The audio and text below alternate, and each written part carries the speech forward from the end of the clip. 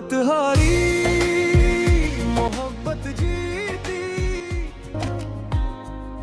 वो फूल एक फूल बेचने वाली इस घर की बाहू कभी नहीं बन सकती। मुझे अफसोस है हम उन्हें बचा नहीं सके। वो सादा सी थी लेकिन इतने पैसे आप क्यों दे रहे हैं? हम आपके क्या लगते हैं?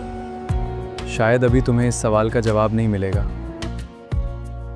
ना इसके पास दौलत ना मगर आपके घर वाले वो मुझे क्यों कबूल करेंगे? फिर भी जाने कैसे हो गया इससे प्यार। लाइबा, मैंने तुम्हें यहाँ सिर्फ रहने के लिए नहीं लाया, मैं तुमसे मोहब्बत करता हूँ। या अल्लाह, बिलाल साहब का भला करना।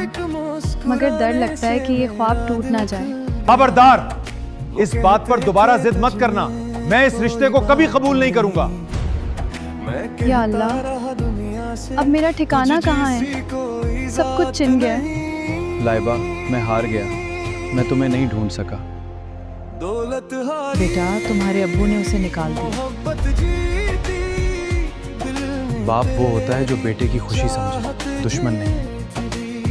दौलत हारी क्या मैं वाकई इतना गलत था? मोहब्बत जीती। मेरा बेटा मुझसे दूर हो गया।